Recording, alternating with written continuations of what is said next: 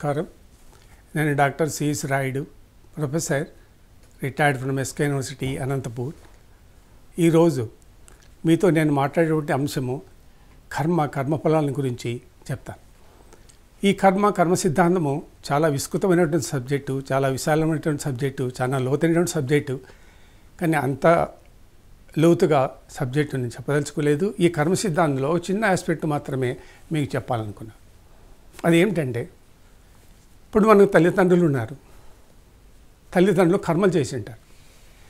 వాళ్ళు చేసిన పాపకర్మలకి ఫలితాలు అనుభవించకుండా, కర్మఫలాలను పూర్తిగా అనుభవించకుండా మరణించి ఉంటారు. మరణించిన తర్వాత ఈ తల్లిదండ్రులు పెద్దవాళ్ళు పూర్వీకులు చేసేటువంటి పాపకర్మ యొక్క ఫలితాలు పిల్లలకు లభిస్తాయా లేదా? పిల్లలు అనుభవిస్తున్నారా? పిల్లలకు సంక్రమిస్తాయా లేదా? ఇది చాలా సూక్ష్మమైనటువంటి సబ్జెక్ట్ మ్యాటర్. కర్మ సిద్ధాంతంలో చాలామంది సాధకులు దీనిపైన కూడా తర్జనభర్జనగా ఉన్నారు. కాబట్టి ఈ సబ్జెక్ట్ అందరికీ ఉపయోగకరంగా తెలుసుకున్నాము. కాబట్టి ఈ విషయం ఏంటంటే, తల్లిదండ్రులు చేసిన పాపకర్మలకి ఫలితాలు పిల్లలకు సంక్రమిస్తాయా లేదా? పిల్లలు అనుభవించాలా లేదా? ఇంకొక ప్రశ్న కూడా వస్తుంది, మనం చేసిన కర్మఫలాలు మనం అనుభవిస్తున్నామా? ఈ శరీరంతో అనుభవిస్తున్నామా ఇప్పుడు ప్రస్తుత జన్మలో అన్నది కూడా ఒక విషయం. చూడండి, కంక్లూడింగ్ అంటే మొత్తం ఈ థియరీ సిద్ధాంతానికి సమాధానం ఒకటే. తల్లిదండ్రులు చేసేటువంటి పాపాలకి వాళ్ళ ఫలితాన్ని వాళ్ళే అనుభవించాలి. కానీ అనుభవించక మరణించారనుకోండి, రక్త సంబికులు తల్లిదండ్రులు కానివ్వండి, వాళ్ళ పూర్వీకులు కానివ్వండి, మనం అనుభవించాలా లేదా? పిల్లలు మనం అనుభవిస్తున్నామా? సృష్టి విధానం ఏంటి? కర్మ సిద్ధాంతం ఏం చెప్తుంది? పిల్లలకు సంక్రమిస్తాయి ఫలాలు అన్న విషయం తెలుసుకోవాలి. కాబట్టి సృష్టి విధానం ఏంటంటే, తల్లిదండ్రులు చేసిన పాపకర్మకు ఫలాలు పిల్లలు అనుభవించరు. అది సృష్టి విధానం కాదు. కాబట్టి సంక్రమించే ప్రసక్తి ఉండదు. రెండవది ఏంటంటే, ఇప్పుడు మనం కర్మఫలాలు అనుభవిస్తుంటాం, బాధపడుతుంటాం, ఏడుస్తుంటాం, దుఃఖపడుతుంటాం, కర్మ అని కర్మను దూషిస్తూ ఉంటాం. ఇప్పుడు ఈ కర్మ ఫలాలు మనం అనుభవిస్తున్నాం లేదా? నేను చేసేటువంటి కర్మఫలాలు ఇప్పుడు నా శరీరం అనుభవించడం లేదు. కర్మఫలాలు జీవాత్మకు సంబంధించి, శరీరానికి సంబంధించి కాదు. నేను శరీరం మరణిస్తూనే ఈ శరీరాన్ని కాల్చేస్తారు లేదా పూజ చేస్తారు. కాబట్టి ఈ శరీరము ఆ కర్మఫలాన్ని అనుభవించే ప్రసక్తి కుదరదు. మనం ఏదైనా కర్మ చేస్తుంటే దాని ఫలం అనుభవించాలంటే శరీరం ఉండాలి. మన శరీరం ఉండదు. ఇంద్రియాలు ఉండాలి. కర్మలు చేయాలి. ఇంద్రియాలు కర్మ బీజం ఏర్పడాలి.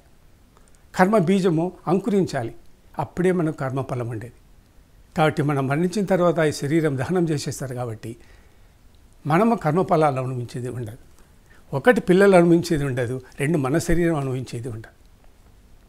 దాని మూల సిద్ధాంతం కర్మఫలాలకి శరీరం ఉండాలి, ఇంద్రియాలు ఉండాలి, కర్మలు చేయాలి, కర్మ బీజం ఏర్పడాలి, కర్మ బీజం అంకురించాలి. అంకురించిన తర్వాత మన ఫలం వస్తుంది. ఇన్ని వ్యవస్థలు జరగడానికి మన శరీరం లేదు. కాబట్టి మరణించిన తర్వాత మనము నరకానికి పోతాము. అక్కడ శూలాలతో చెక్కుతారు, వేడిగా కాగేటు నూనెలో వేస్తారు, తేలు పాములతో కల్పిస్తారు. అది యమలోకం. ఈ రకరకాల అన్ని కథలు. సృష్టి విధానం ఏంటి? కర్మ సిద్ధాంతం ఏంటి? శరీరం కర్మ దానికి సంబంధించిన విధానం ఏంటి? కాబట్టి మరణించిన తర్వాత ఈ శరీరము మన పరలోకాలు పోయే పరిస్థితి ఉండదు. ఇక్కడే ఉంటుంది. అది దానం అయిపోతుంది. ఇంకా మరి ఎవరి కర్మఫలానికి మూలము? జీవుడు, జీవాత్మనే. భౌతికంగా శారీరకంగా అనుభవించేది ఉండదు. మరి ఇప్పుడు మన శరీరంతో మనం ఏదైనా కర్మఫలం అనుభవిస్తున్నామంటే మనం అంటూ ఉంటాం, పూర్వజన్మ ఏం కర్మ చేశామో ఏమో ఆ కర్మఫలం మనం ఇప్పుడు అనుభవిస్తున్నామని. లేదు. పూర్వజన్మలో నువ్వు చేసిన కర్మ ఫలంగా ఇప్పుడు నువ్వు ఫలం అనుభవించలేదు. నీ శరీరంలో ఉన్న జీవాత్మ ఇప్పుడు ఏదైతే ఉందో ఆ జీవాత్మ గత జన్మలో ఎవరి శరీరంలో ఉందో ఆ శరీరంలో ఆ జీవి చేసేటువంటి కర్మల ఫలం నీ శరీరం ద్వారా అనుభవిస్తున్నావు. కాబట్టి నీవు గత జన్మలో చేసేటువంటి కర్మలకు నీ శరీరం ద్వారా ఈ జన్మలో ఫలితములు అనుభవించడం లేదు. అనుభవించేది జీవుడు. ఎందుకంటే గత జన్మలో నీలో ఉండే జీవుడు వేరే శరీరంలో ఉండి ఉంటాడు, అక్కడ కర్మలు చేసి ఉంటాడు. ఆ జీవుడు నీ శరీరంలోకి వచ్చాడు. అంటే తల్లి గర్భంలో శిశువు ఉన్నప్పుడు ఆ శిశువు లోపకే కర్మబీజం ప్రవేశిస్తుంది. తర్వాత పెద్ద అయిన తర్వాత మనం అనుభవిస్తాం. కాబట్టి అది కూడా మనకు ఉండదు. ఇది జీవికి జీవాత్మకు సంబంధించినటువంటి విషయమే. కాబట్టి ఇప్పుడు మనం ఈ జన్మలో కర్మఫలం అనుభవిస్తున్నామంటే అది నీవు చేసిన కర్మఫలం కాదు. జీవుడు ఇంకొక శరీరంలో గత జన్మలో చేసినటువంటి కర్మాలకు ఫలితంగా ఈ శరీరాన్ని ధరించి ఈ శరీరం ద్వారా అనుభవింపజేస్తుంటాడు. ఇప్పుడు మనం ఈ జన్మలో చేసినప్పుడు ఈ కర్మలు మనం మరణించిన తర్వాత ఈ జీవాత్మ ఇంకొక శరీరంలో ప్రవేశిస్తుంది. ఆ శరీరం ద్వారా ఫలాలను ప్రేరేపిస్తుంటుంది, అప్పుడు అనుభవిస్తూ ఉంటుంది. కాబట్టి ఇప్పుడు మనం ఈ జన్మలో ఏ కర్మఫలాలు అయితే అనుభవిస్తున్నామో అవి మనం చేసిన కర్మఫలాలు కావు, జీవుడు చేసినట్టు. ఆ జీవుడు గత జన్మలో నీ శరీరంలో ఇంకొక శరీరంలో ఉండినాడు, ఆ శరీరంలో పాపాలు చేశాడు. దాని ఫలితాలు నీ శరీరంలోకి చేరి నీ శరీరం ప్రేరేపిస్తుంటాడు, కర్మఫలాలను అనుభవింపజేస్తుంటాడు. కర్మఫలాలు అనుభవించేది కూడా జీవుడే, అయితే మన శరీరం ద్వారా. ఈ శరీరం అంతా వాసనా ధర్మాలతో కూడి ఉంటుంది, కర్మవాసన ధర్మాలతో కూడి ఉంటుంది. ఆ ధర్మాల వల్ల మనం కర్మలు చేస్తుంటాం, అనుభవిస్తుంటాం. ధర్మం, కర్మధర్మం ఉంటుంది అన్నమాట. అది ఒక వాసన రూపంలో ఉంటుంది. ఈ జన్మలో మనం కర్మ చేస్తే దీని ఫలాలు ఎలా ఉంటాయి మనం అనుభవించాం. ఈ శరీరం అనుభవించదు, ఎందుకంటే శరీరం ఉండదు, కాల్చివేస్తారు.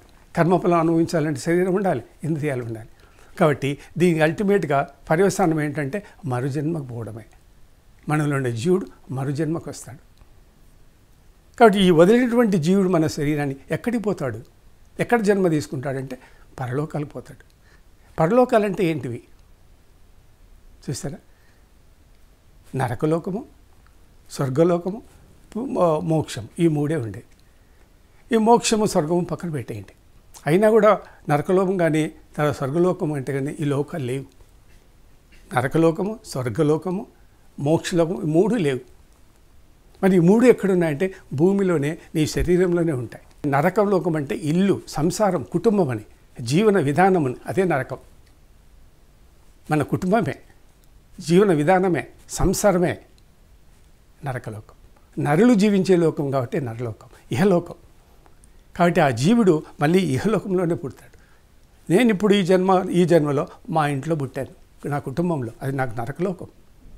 మరు జన్మలో పక్కింట్లో పుడతాను, అది నరకలోకమే. ఇంకొక జన్మలో ఎదురింట్లో పుడతాను, ఇంకొక వీధిలో పుడతాను, ఇంకొక ఊరిలో పుడతాను. ఎందుకంటే జీవుడు ఎప్పుడు సంసారాభిలాష కలవాడు, సంసార ఆసక్తి గలవాడు, సంసారంలోనే పుడతాడు. కాబట్టి ఆ సంసారంలో వచ్చేది ఈ స్థితులన్నీ అనుభవించాలి. కాబట్టి నరకం అంటే నరులు నివసించేటువంటి లోకము, ఆ లోకమే ఇహలోకము. ఇంకా మరణించిన స్వర్గానికి పోతారు, స్వర్గం అని కొద్దిమంది అంటుంటారు. ఆ స్వర్గానికి కూడా శరీరంతో పోవడం కుదరదు. మన పురాణాల్లో కొన్ని కథలు ఉన్నాయి, అర్జునుడు, భక్త తుకారాం ఇటువంటి సశరీరంగా స్వర్గానికి పోయినారని. కానీ అది ఈ యుగంలో, కలియుగంలో సాధ్యం కాని పని, ఎవరు అట్లా స్వర్గానికి పోలేరు. కాబట్టి స్వర్గం అంటే ఏంటంటే స్వర్గం కూడా కుటుంబమే, సంసారమే, జీవన విధానమే, సపరేట్ లోకం లేదు. ఇంకా మోక్షం అనేది కూడా, మోక్షానికి లోకం లేదు, దాని దేవుడు లేడు, అధిపతి లేడు, ఎక్కడా లోకాన్ని సృష్టించలే పరమాత్ముడు. ఆ మోక్షం అనేది కూడా నీ కుటుంబంలోనే ఉంటుంది, సంసారంలోనే ఉంటుంది, నీ శరీరంలోనే ఉంటుంది. అంటే అది ఏంటంటే జీవాత్మ పరమాత్మల ఐక్యమే మోక్షం. కాబట్టి మోక్షం కూడా నీలోనే ఉంది. కాబట్టి ఈ మూడు లోకాలు పరమాత్మ సృష్టించలేదు. ఎక్కడ పరలోకంలో ఈ మూడు లోకాలు లేవు. ఉన్నట్లు మన గ్రంథాల్లో ఎక్కడ చెప్పబడాలి. చూసిన వాళ్ళు లేరు, పోయిన వాళ్ళు లేరు, మన ఊహ అంతే, నమ్మకము, విశ్వాసము. కానీ సృష్టి విధానము, కర్మ సిద్ధాంతం అది కాదు. మరణించినటువంటి ఒక శరీరంలోని జీవుడు తిరిగి మళ్ళీ పునర్జన్మకు రావాల్సిందే. రావాలంటే నరకలోకంలోనే పుట్టాల్సిందే. నరులు జీవించే లోకం నరకలోకము. ఆ నరకలోకం ఏదంటే ఇల్లే, కుటుంబమే, సంసారమే, జీవన విధానమే. దుఃఖము, తీవ్రమైన దుఃఖము, ప్రీతమైన దుఃఖము, అదే నరకం. సుఖము, అతి సుఖము, సుఖ సంతోషాలు ఎక్కువగా ఉండేది, అదే స్వర్గం. ఈ మాదిరిగా జీవుడు ఈ సర్కిల్లోనే తిరుగుతూ ఉంటాడు, కానీ వెళ్ళిపోయాడనే స్థితి ఉండదు. ఇంకా కొద్దిమంది కర్మలు చేసినందుకు ఫలితాలకి పశ్చాపడుతూ ఉంటారు. పశ్చాత్తాపం పడడం అనేది ఒక ప్రాయశ్చిత్తము అని చాలామంది అనుకుంటుంటారు. మళ్ళీ ఆ పాపకర్మ చేయకుండా ఉంటారు, అది కూడా తప్పే.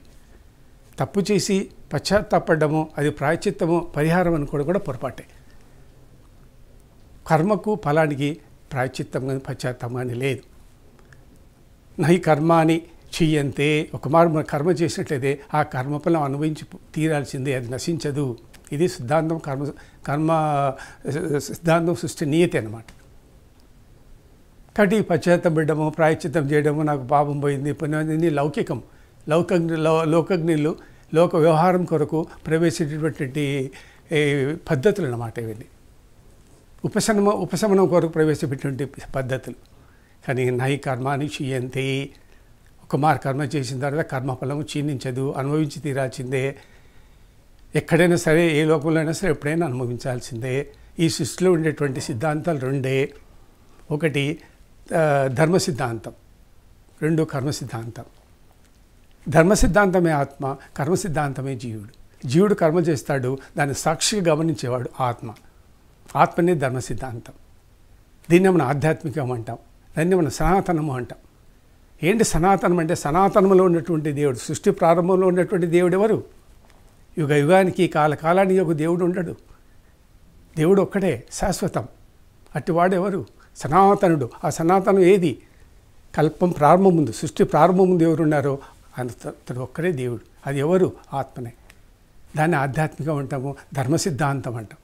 సనాతన ధర్మం, హిందూ మతం సనాతనము, సనాతన ధర్మం అంటాం. మన ధర్మం అంటే ఆత్మధర్మం. ధర్మం అంటే పూజించదగినటువంటి దేవుడు అని. రెండోవాడు ఉండేవాడు జీవుడు, కర్మలు చేస్తుంటాం మనం. ఈ రెండే సృష్టిలో ఉండేది, ఇంకా ఏమీ లేవు.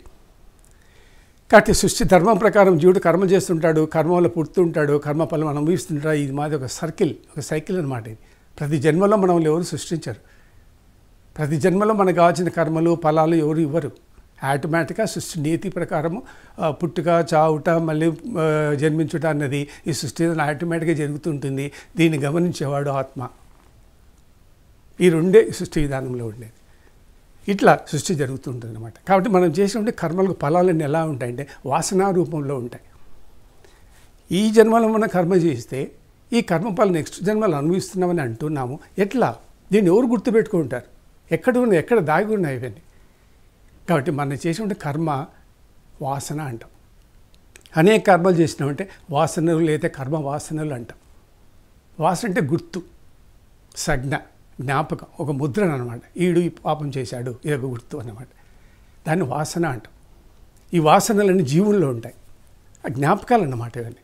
ఇప్పుడు మనం పుస్తకాలు చదువుతాం, ఎన్నో జీవితంలో చాలా ఘట్టాలు ఉంటాయి, ఎన్నో జ్ఞాపకం పెట్టుకుంటాం. ఈ జ్ఞాపకాలు ఎక్కడుంటాయి? ఒక మేధాశక్తి, ఒక ఆవరణంలో ఉంటాయి. ఆ ఆవరణలో దాగి ఉంటాయి అన్నమాట. ఈ ఆవరణం ఎక్కడుంది? జీవుల్లో ఉంటుంది.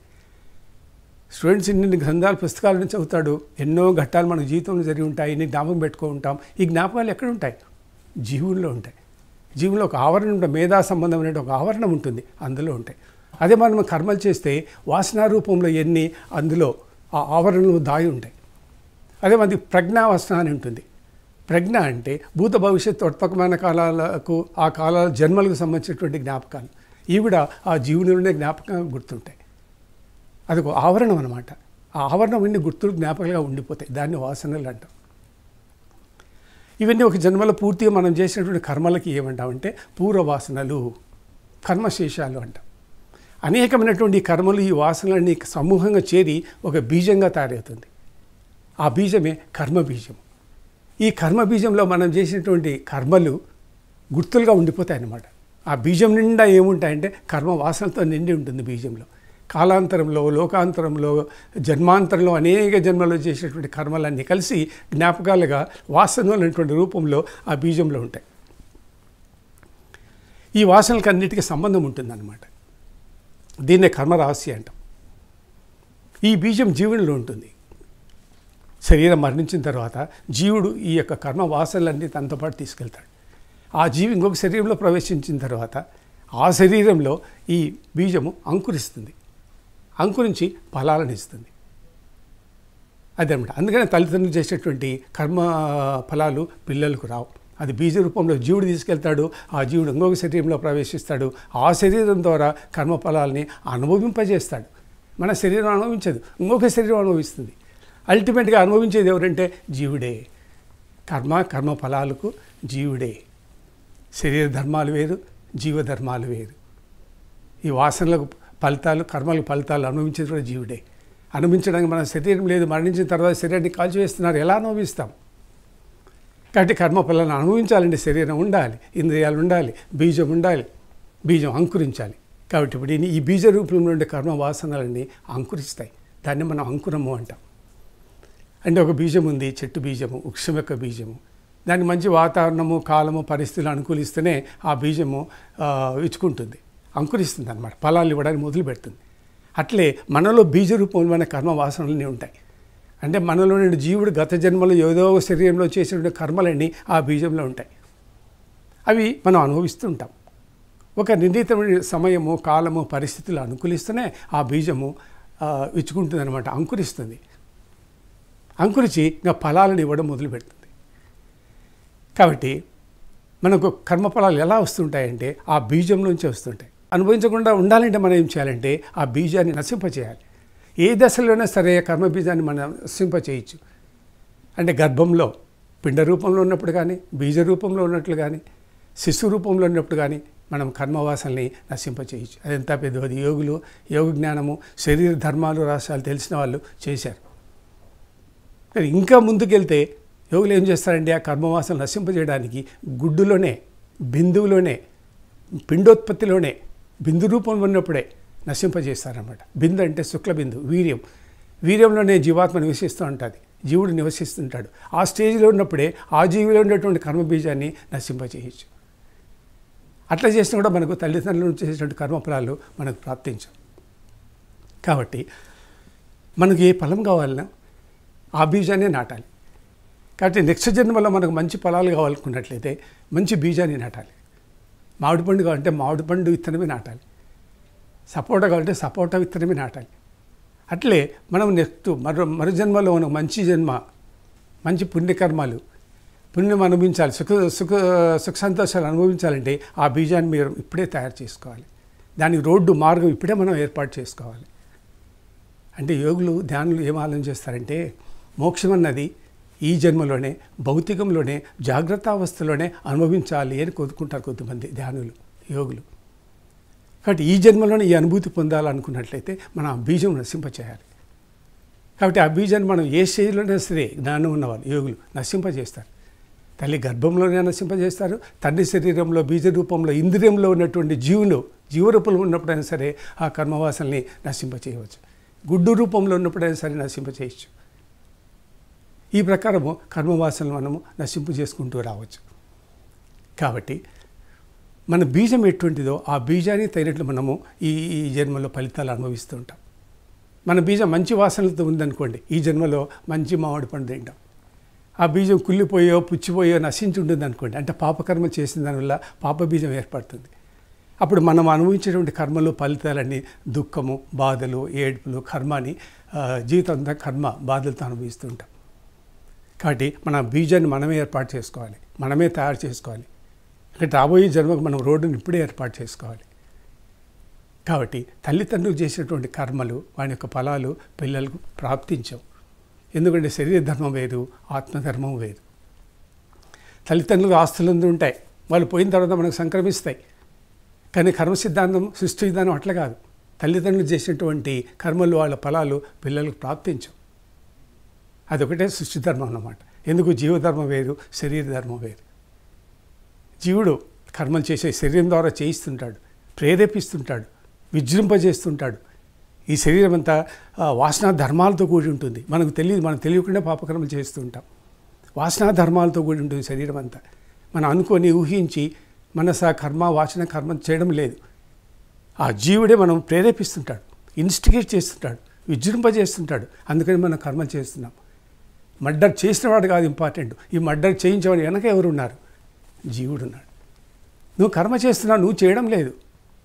నీ వెనక నేను ప్రోత్సహించి చేయించేవాడున్నాడు, వాడే జీవుడు, జీవాత్మ. వాడు చేస్తున్నాడు కర్మలు, వాడు చేస్తున్నాడు మర్డర్ చేసినవాడు కాదు, నువ్వు కాదు. చూసావా? ఆ భేదాన్ని మనం గమనించాలి. ఆ భేదాన్ని కనిపించినప్పుడు మనకు భయం ఉండదు. కాబట్టి ఈ ప్రకారంగా మనకు ఈ తల్లిదండ్రుల యొక్క కర్మఫలాలు పిల్లలకు సంక్రమించిన సృష్టి విధానం కూడా కాదు. అది బేసిక్గా మీరు అండర్స్టాండ్ చేస్తారు. అయినా మనం చేసిన ఏ కర్మలకైనా సరే దాని ఫలితం మా జీవుడు తప్పకుండా ఇంకొక శరీరంలో అనుభవింపజేస్తూ ఉంటాడు. నువ్వు బాధపడాల్సిన అవసరం లేదు. నీ జీవునికే ఉంటాయి అవి. నెక్స్ట్ జన్మలో ఈ జీవి నీ శరీరంలోకి వస్తాడని లేదు. నెక్స్ట్ జన్మలో నువ్వు మానవుడిగా పుట్టావు లేదో కూడా తెలియదు. పుట్టినా కూడా నీకు ప్రజ్ఞ ఉండదు, జ్ఞాపకం ఉండదు, తెలియవు. ఎందుకంటే మనకుంటే కేవలం మాయా ప్రజ్ఞనే. గత జన్మలో ఏం చేసామో మనకు తెలియదు, ఏ శరీరంలో ఉన్నదో మనకు తెలియదు. ఒక మార్పు మనం మరణించిన తర్వాత ఇది అది అని చెప్పడానికి లేదు. ఇది నా ఆత్మ, అది ఆ ఆత్మ, ఇది నా జీవాత్మ, ఇది వాని జీవాత్మ అని చెప్పడానికి వీల్లేదు. ఈ కర్మలు వానివి, ఈ కర్మలు వానివి, ఈ కర్మలు ఆ జీవాత్మవి, ఈ కర్మలు ఈ జీవాత్మ అని చెప్పడానికి వీల్లేదు. ఎందుకంటే ప్రజ్ఞ మనకు లేదు. మనకున్నది పరిమిత ప్రజ్ఞనే, శుద్ధ ప్రజ్ఞ మనకు లేదు. ఎందుకంటే మనకున్న ప్రజ్ఞ 360 డిగ్రీలకే ఘనీభవించింది. శుద్ధ ప్రజ్ఞ 400 డిగ్రీల్లో పనిచేస్తుంది. ఇప్పుడు మన శరీరం 360 డిగ్రీలోనే రాశిచక్రం పనిచేస్తుంది. కాబట్టి మన పరిమిత ప్రజ్ఞ ఆడికే పర్మిట్ అయింటుంది. కాబట్టి గత జన్మలో ఏం చేస్తాం మనకు తెలియదు, రాబోయే జన్మలో ఏం చేయబోతున్నాం మనకు తెలియదు. కాబట్టి ఈ ప్రకారము భూత భవిష్యత్ వర్తమాన జన్మలకు సంబంధించిన జ్ఞానం మనకు ఉండదు, మనకంత ప్రజ్ఞ లేదు. ప్రజ్ఞానం బ్రహ్మ అంటాం. బ్రహ్మకు మాత్రం ప్రజ్ఞానం ఉంది. ఎందుకంటే ప్రతి జన్మ యొక్క జ్ఞానము ఉంటుంది. నీకు సాక్షి ఎవరు? ఆత్మ. ఈ శరీరానికి సాక్షి ఎవరు? ఆత్మ. గత జన్మలో నీ శరీరానికి సాక్షి ఎవరు? ఆత్మ. అన్ని జన్మల జ్ఞానం ఎవరుందంటే పరమాత్మకు తెలుసు. అందుకే ప్రజ్ఞానం బ్రహ్మ, శుద్ధ ప్రజ్ఞ ఉన్నవాడు అనమాట. భూత భవిష్యత్ వర్తమాన కాల జన్మలన్నీ తెలుసు. త్రికాలాలు, త్రిలోకాలు, త్రిజన్మలు, మొత్తం విశ్వం యొక్క స్థితి అంతా పరమాత్మతో లింక్ ఉంది. కాబట్టి ఆ పరమాత్మను తెలుస్తుంది. మన శరీరంలో ఒకే కొమ్మ పైన 2 పక్షులు జీవిస్తుంటాయి. ఒకటి ఆత్మ, రెండోది జీవాత్మ. జీవాత్మ కర్మలు చేస్తుంటుంది, దాని ఫలితాలు అనుభవిస్తుంటాడు. ఆత్మ చూస్తూ ఉంటుంది, గమనిస్తుంటుంది, ఆ కర్మలకు ఫలితాలు ఇస్తుంటుంది. కాబట్టి మనం ఎప్పుడు దేవుడు లేడు, శరీరంలో లేడు, బయటనే ఉన్నాడు, మందిరంలో ఉన్నాడు, ఇంట్లో పూజా గదిలో ఉన్నాడు, దేవుడు చూడడం లేని మనం పాపకర్మలు చేస్తూ ఉంటాం. కాదు, నీకు సాక్షి, నిన్ను చూసేవాడు నీ లోపలే ఉంటాడు. ఆత్మ గమనిస్తూ ఉంటుంది జీవాత్మ చేసేటువంటి పని. ఇట్లా 2 పక్షులు మన శరీరంలో ఒకే పైన జీవిస్తూ ఉంటాయి. ఈ ఆత్మ వీటన్ని గమనిస్తూ ఉంటుంది, దాని తగినట్లు మనకు ఫలాలు వస్తాయి. కాబట్టి ప్రతి శరీరంలో ఒక జీవాత్మ ఉంటుంది. కాబట్టి మనం పుట్టినప్పుడు తల్లిదండ్రుల్లో ఉన్నటువంటి జీవాత్మ మన శరీరం లేదు. మనం సపరేట్ జీవాత్మ తీసుకొని వచ్చాం. తల్లిదండ్రుల యొక్క జీవుడు మన శరీరంలో లేడు. కాబట్టి తల్లిదండ్రుల యొక్క కర్మఫలం మనం అనుభవించేటువంటి ప్రసక్తి రాదు. అది రహస్యం, సృష్టి రహస్యం మీరు గమనించాలి. ఏ శరీరానికి ఆ శరీరం సపరేట్ జీవాత్మలు ఉంటాయి. కర్త, కర్మ, భోక్త ప్రతి శరీరానికి వేరువేరుగా ఉంటారు. కాబట్టి తల్లిదండ్రుల శరీరంలో ఉన్న జీవాత్మ వేరు, మన శరీరంలో ఉన్నటువంటి జీవాత్మ వేరు. తల్లిదండ్రులుగా జీవించి ఉంటారు. అప్పటికి వాళ్ళ యొక్క పాపకర్మలు మనకి ఎట్లా వస్తాయి? ఆ జీవుడు మన శరీరంలోకి వస్తే కదా. కాబట్టి మన శరీరంలో ఉన్నటువంటి జీవాత్మ ఎవరో వేరేవాడు గత జన్మలో ఏదో శరీరంలో ఉండి ఉంటారు. వాళ్ళు వచ్చి మన శరీరంలోకి జొరబడ్డారు. వాడు చేసిన పాపకర్మల్ని మనల్ని ప్రోత్సహిస్తూ ఉంటాడు. ఆ కర్మ వాసనలు అట్లా ఉంటాయి, భయంకరమైన వాసనలు అన్నమాట, వదలవు అవి. కాబట్టి ఈ శరీరం అంతా కర్మ వాసనలతో కూడి ఉంటుంది. ఇప్పుడు ఉదాహరణ చూడండి, మామిడి చెట్టు ఉంది. మామిడి చెట్టు కాయ చూడండి, మామిడి వాసన వస్తుంది. వేర్లు చూడండి, మామిడి వాసనే వస్తుంది. ఆకులు చూడండి, మామిడి వాసనే వస్తుంది. ఎందుకు? వాసనా ధర్మాలు. మామిడి చెట్టు గుండా వచ్చిన వాసనా ధర్మాలు అన్నీ ఆ యొక్క చెట్టులో ఉంటాయి. అదే మాదిరి ఈ జీవునికి ఉన్నటువంటి కర్మ వాసన అన్ని మన శరీరం అంతా వ్యాప్తి అయి ఉంటాయి. ఆ వాసన ధర్మాలతోనే మన కర్మ చేస్తుంటాం. ఊహించి ఆలోచన చేసి ఇంటెన్షనల్గా గాను అన్ఇంటెన్షనల్గా కానీ మనసా వాచ కర్మ మనం కర్మ చేస్తూ ఉండం. కుమార్ చేసిన తర్వాత తప్పు చేసామనిపిస్తూ ఉంటుంది. కాబట్టి నువ్వు చేయడం లేదు, నిన్ను జీవాత్మ ప్రేరేపిస్తుంటుంది, రెచ్చగొడుతూ ఉంటుంది. ఈ మనస్సు, చిత్తము, అహంకారాన్ని విజృంపజేస్తూ ఉంటుంది. దాని ప్రకారం మన శరీరము అనుభవింపజేసుకుంటూ వాసనలే తనంతకు తానుగా వాసన ఫలితాలను అనుభవించుకుంటూ ఉంటుంది. మనం అనుభవిస్తున్నాం, జీవుడే అనుభవిస్తుంటాడు. కానీ మనం శరీరం ధరించి ఉన్నాం కాబట్టి, ఇంద్రియాలు ఉన్నాయి కాబట్టి, సెన్స్ ఉంది కాబట్టి, శరీరం ఉంది కాబట్టి మనం బాధపడుతుంటాం. ఎదుటివాడిని సంఘంలో మిగతా వాడిని చూసి మనం బాధపడుతున్నాం, దుఃఖపడుతున్నాం కాబట్టి, వాడు బాగున్నాడు కాబట్టి, మనం దుఃఖంగా ఉన్నాం కాబట్టి మనకు కర్మఫలాలు అనుభవిస్తున్నాం అనుకుంటున్నాం. కాబట్టి కంటి నుంచి వచ్చేటువంటి నీళ్ళే కర్మఫలానికి రూపం. కర్మఫలమే దుఃఖం. కాబట్టి ఎవడు ఎంత ఏడుస్తున్నాడో, ఎంత దీర్ఘంగా ఏడుస్తున్నాడో, ఎంత కాలం ఏడుస్తున్నాడో, ఎంత ఎక్కువ నీళ్ళు కళ్ళ నుంచి బయటకు వస్తున్నాయో వాడంత కర్మ చేసినట్లు లెక్క. ఆ కర్మలన్నీ కరిగిపోతుంటాయి, కర్మవాసనని పోతూ ఉంటాయి. కాబట్టి ఏడవండి, బాధపడండి, కన్నీళ్ళు కురవనివ్వండి, బిందెలు కారనివ్వండి. అప్పుడే మన కర్మలు శేషాలు పూర్తిగా నశించిపోయేది. అఘోర బాబాలు మీరు చూసింటారు. అఘోర బాబాలు ఏం చేస్తారంటే శరీరాన్ని బాధ పెడతారు వాళ్ళంతగా వాళ్ళే. ఎందుకంటే ఈ శరీరం కర్మలు చేసింది కాబట్టి, కర్మ ఫలాలు పోవాలి కాబట్టి వాళ్ళు భయంకరంగా జీవిస్తారు. శరీరాన్ని కష్టపెడతారు, బాధ పెడతారు, డ్రెస్ చేసుకోరు, స్నానం చేయరు, తిండి తినరు, శవాలు తింటారు, మూత్రం తాగుతారు, తమ మూత్రం వాళ్ళే తాగుతారు. ఈ విధంగా అఘోర బాబాలు వాళ్ళు చేసిన కర్మ ఫలాలకు వాళ్ళే అనుభవించుకుంటూ వాళ్ళే శిక్ష వేసుకుంటారు. ఎందుకంటే ఆ కర్మలను పోతే కానీ నీకు ఆ ఫలాలు నశించిపోతాయి. ఈ ప్రకారంగా కర్మ సిద్ధాంతం అన్నది చాలా పెద్ద సబ్జెక్టు. నేను కేవలం తల్లిదండ్రులు చేసిన కర్మలు వాళ్ళ ఫలాలు మనకు సంక్రమిస్తాయా లేదా అన్నటువంటి విషయం మాత్రమే చెప్పాను. కర్మ సిద్ధాంతం నెల కొద్దీ మనం ఈ సబ్జెక్ట్ చదవచ్చు. మరి ఇంకొక అవకాశంలో ఈ కర్మ సిద్ధాంతాన్ని గురించి ఇంకా కొద్ది వివరంగా తెలుసుకుందాం. నమస్తే.